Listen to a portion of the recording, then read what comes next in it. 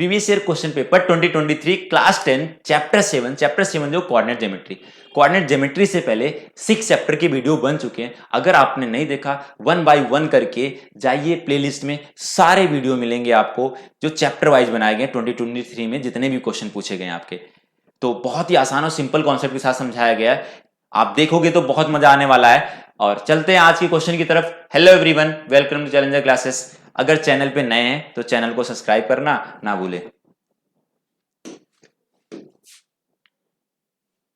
ठीक है, अगला जो क्वेश्चन दिया गया है, find the ratio in which Y axis divide the line segment joining the points 5, -6 and -1, -5। ठीक, अब इसमें दिया हुआ कि हमें रेशियो फाइंड करना है। क्या फाइंड करना है? रेशियो फाइंड करना। पहले ध्यान समझना कि ये अगर हम देखें, ये एक्सिस है, ठीक है। ये बोल रहे हैं कि जो दो पॉइंट दिए गए हमारे पास, वो वाई एक्सिस इसको दो रेशियो में डिवाइड करता है, ऐसे कुछ कर रहा है। इसको हम एग्जैक्टली ऐसे छोड़ देते हैं। क्या है, अब हम यहां से एक्स एक्सिस को हटा देते हैं। एक्स एक्सिस अगर हट गया तो आपको देखने में समझ में आएगा कि कैसे डिवाइड हो रहा है। ठीक है, तो ये वाला पॉइंट है, अगर ये वाई एक्सिस है, ये वाई एक्सिस है, इनमें कोई भी दो पॉइंट है, ऐसे मान लिया -1, -5 नहीं 4 है, -1, -4 है, और अगला पॉइंट दिया हुआ 5, -6 है। 5, क्या है? -6 है। ठीक, ये वाला जो पॉइंट है ये वाई एक्सिस पे है। ये वाई एक्सिस से इन दोनों को क्या कर रहा है? दो पॉइंट में दो रेशियो में डिवाइड कर रहा है। इसको हमने ए मान लेते हैं, इसको बी मान लिया हमने। अब ये रेशियो आपको पता ही नहीं है, तो मैंने आपको पहले बताया था, जिस एक्सिस पे डिवाइड करे, जिस एक्स पे डिवाइड कर रहा है तो एक्स हिसाब से कोऑर्डिनेट सोच लोगे, अगर वाई पे डिवाइड कर रहा है तो वाई के हिसाब से कोऑर्डिनेट सोचोगे। वाई के हिसाब से कोऑर्डिनेट क्या होगा? 0, y हो जाएगा। अब इसको सॉल्व करने के लिए आपको क्या करना है? सेक्शन फॉर्मूले का यूज करना है। लेकिन उससे पहले आपको ध्यान देना है कि हम जो करने वाले हैं कि पहले तो रेशियो फाइंड करना है। तो रेशियो फाइंड करने के लिए देखो, आपको ध्यान देना, मैं यहां पर आपको समझा रहा हूं कि एक x1 y1 और x2 y2, इसके बीच में एक पॉइंट x और y है, और ये m1 और m2 रेशियो में है। अगर x और y की वैल्यू निकालना है तो यहां पर हमने सेक्शन फॉर्मूले का यूज करते हैं। m1 का मल्टीप्लाई x2 के साथ करते हैं, m1 x2 प्लस m2 का मल्टीप्लाई इसके साथ करते हैं, m2 x1 अपॉन में क्या आ जाता है? m1 प्लस m2 आ जाता है। ऐसे y का वैल्यू निकालना है तो m1 y2 plus m2 y1 upon में क्या हो जाएगा? m1 plus m2। ठीक है, अब अगर ये वैल्यू फाइंड करना है तो ये इस चीज करना है, लेकिन आपको यहां पर करने के लिए रेशियो निकालना है तो m1 और m2 की वैल्यू तो चाहिए। यहां पर वही तो फाइंड करके लाना है, हमें रेशियो ही फाइंड करना है। रेशियो फाइंड करने के लिए हम आपको बता रहे हैं कि जो करना क्या है, सबसे पहले m1 और m2 रेशियो नहीं मानेंगे आप।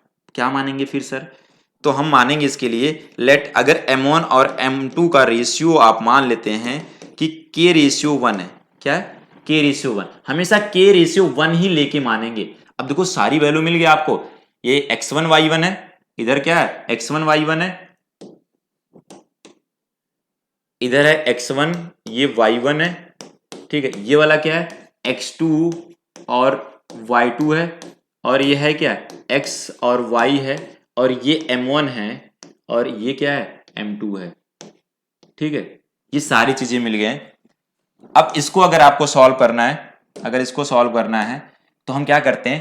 देखो, ध्यान रखना कि हम दोनों की वैल्यू नहीं निकालेंगे, x या y दोनों की नहीं निकालने की कोशिश करेंगे। हम उसकी वैल्यू निकालेंगे जिसकी वैल्यू ये बीच वाले में दिया, मतलब इसमें कोऑर्डिनेट x जो 0, y में किसकी वैल्यू आपको नोन है?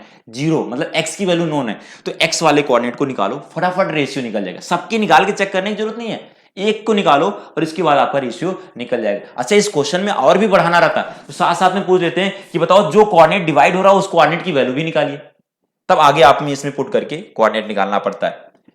पहले एक बार क्वेश्चन को फिर से हम समझाते हैं। दो पॉइंट दिए गए थे, इसमें बोला y एक्सिस पे डिवाइड करा, तो y एक्सिस वाला कोऑर्डिनेट क्या हो जाएगा? 0, y हो गया।